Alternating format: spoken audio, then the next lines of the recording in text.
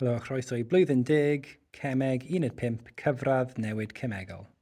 Cyfradd yw cyflymder. Wrth i ni meddwl am cyflymder mewn ffiseg, rydyn ni'n meddwl am pellter dros amser. Mewn Cemeg, rydyn ni dal yn rhannu gyda amser, naill ai adweithyddion a ddefnyddir, neu cynhyrchion wedi gwneud rhannu gyda amser. A mewn newid cemegol, rydyn ni'n aildrefnu'r adeiledd cyfalent neu foleculaidd. Mae'n rhaid i ni gwybod 3 dull ymarferol i mesur cyfradd. Casglu nwy, colli mas, a gwaddodiad.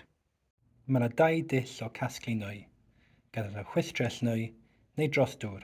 Y dull cyntaf yw defnyddio chwistrell nwy. Wrth i nwy gael ei gynhyrchu yn ystod adwaith gymegol, mae'r nwy yn cael ei casglu mewn y chwistrell. Mae'n bosib darllen y cyfaint o nwy oddi wrth ochr y chwistrell. Mae'n weithiau'n gofyn pam ydy cyfaint o nwy yn llai na'r ddisgwyl. Gall nwy dianc cyn rhoi'r byng ymlaen, neu gall nwy dianc o amgylch y bwng os nad ydio ymlaen yn digon dyn. Y techneg nesaf yw casglu nwy dros dŵr. Rhoi llenwi silindyr mesur gyda dŵr a'i rhoi benni weired mewn baddon dŵr fel bod dim aer yn y silindyr mesur. Ar gyfer adwaith sy'n cynhyrchu nwy, gallwn ni casglu'r nwy dros y dŵr a darllen y cyfaint o ochr y silindyr mesur. Eto, gall gwallau cael ei esbonio trwy'r nwy yn dianc. Ar gyfer arbrawf cyfradd, bydd hefyd rhaid mesur yr amser. Ar gyfer arbrawf sy'n cynhyrchu nwy, gallwn ni hefyd defnyddio dull colli mas. Wrth i nwy gael ei gynhyrchu, mae gronynau y nwy yn dianc mewn i'r ystafell ac mae'r mas yn mynd lawr. Bydd rhaid defnyddio clorian pwyso manwl gywir i gallu gweld hwn. Weithiau mae defnydd yn mynd mewn i top y fflasg.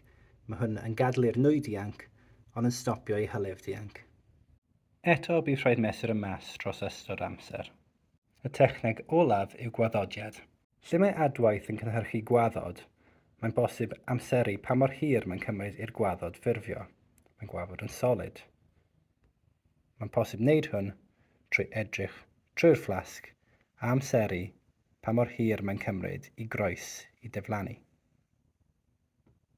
Os ydych chi'n cael cwestiwn o'r arbrawf yma, maen nhw bron yn sicr yn mynd i gofyn i chi awgrymwch chi'n ffordd o wella pa mor rwydd yw ailadrodd y darlleniadau, neu rhywbeth tebyg.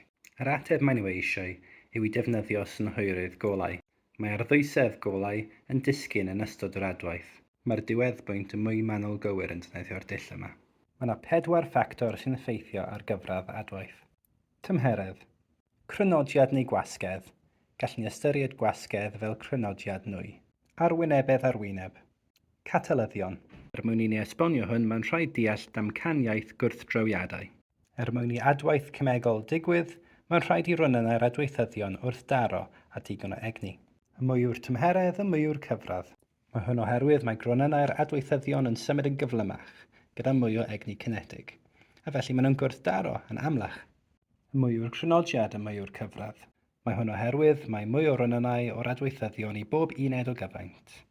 Oherwydd hwn, mae mwy o wrthdroiadau llwyddiannus bob eiliad. Y mwy yw'r arwynebedd arwyneb, y mwy yw'r cyfradd. Mae gan gronynau bach mwy o arwynebedd arwyneb na gronynau mawr o'r un cyfaint. Oherwydd mae mwy o ronynnau yn gallu dod i gysylltiad ar adweithydd arall, mae mwy o wrthdroiadau llwyddiannus bob eiliad. Mae defnyddio catalydd yn cynyddu cyfradd. Catalydd yw rhywbeth sy'n cynyddu cyfradd heb newid ei hun yn ystod yr adwaith. Oherwydd hyn rydyn ni'n gallu defnyddio'r un catalydd drosodd a drosodd. Mae catalydd yn benodol i'r adwaith, a does dim catalydd ar gyfer pob adwaith cemegol. Bydd rhaid i chi defnyddio graffiau mewn cwestiynau ar cyfradd. Mae cyfradd yn dechrau'n gyflym ac yn arafu wrth i'r adwaith barhau. Mae hwn oherwydd mae crynodiad yr adweithyddion yn mynd lawr wrth i'r adwaith barhau. Yn y ben draw, bydd un o'r adweithyddion yn rhedeg mas a bydd adwaith yn stopio. Dych chi'n gallu gweld hwnna ar y graff yma oherwydd mae'r graff wedi mynd yn fflat.